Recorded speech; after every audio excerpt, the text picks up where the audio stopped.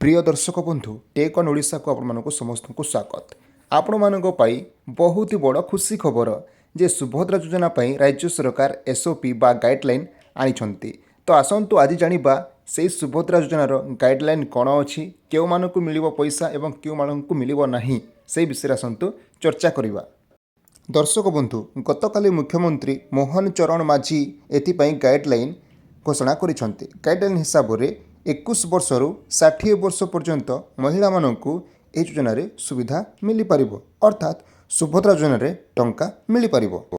सुभद्रा योजना रे राज्यर 1 कोटी रु ऊर्ध्व महिला उपकृत हेबे एवं महिला को सुभद्रा डेबिट कार्ड मध्य प्रदान करा जिवो, अर्थात सुभद्रा एटीएम कार्ड जो कार्ड को व्यवहार करी से माने बाजार करि परिबे, शॉपिंग करि परिबे।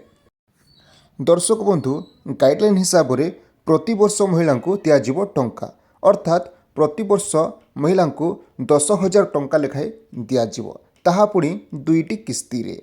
जेमिति राखी पूर्णिमा रे गोटे किस्ती, अर्थात राखी पूर्णिमा रे प्रत्येक महिला को 5,000 टंका मिलिबो एवं अंतर्जातीय महिला दिवस अर्थात मार्च 8 तारिख दिन मध्य प्रत्येक महिला को 5,000 टंका मिलिबो। एहीपरि भाव में वर्ष को 10,000 टंका सुभद्रा योजना रे महिला को दिज्व। जेमिति राज्य सरकार भोट आगु घोषणा करते 50,000 टंका दिज्व ताहा पूर्ण होइछि, अर्थात वर्ष को 10,000 टंका हिसाब से 5 वर्ष को 50,000 टंकार टोटाल सहायता राशि महिला मानकु प्रदान करा जिवो, जहार 21 रु 60 वर्ष मध्य बयस होइथिबो। तेबे सुभद्रा योजना पई राज्य सरकार 55,825 कोटी टंकार बजेट धार्य करिसंतन।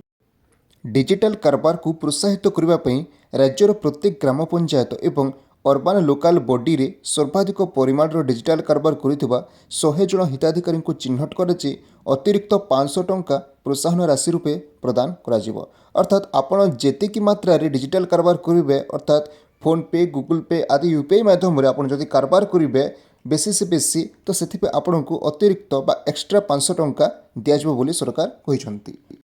तेबे आसंतु जानिबा केउ मानकु एहा सुभद्रा योजना मिली पारिबो नाही, अर्थात केउ माने सुभद्रा योजना रे लाभान्वित होई परिबे नाही से विषय जानिबा। दर्शक बंधु आम सरकार अंत्योदय विश्वास करे बोली सरकार कहउछंती। तेणु आर्थिक स्वच्छल वर्गर महिला, सरकारी चाकरी करथुवा महिला और आयकर प्रदान करथुवा महिला माने एही योजना रे शामिल हेबा पई योग्य विवेचित हेबे नाही।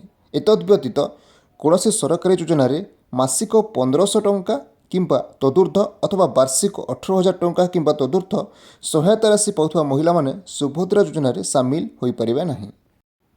तेबे आसंतु जानिबा एही योजना पई को जगह रे आवेदन करि परिबे।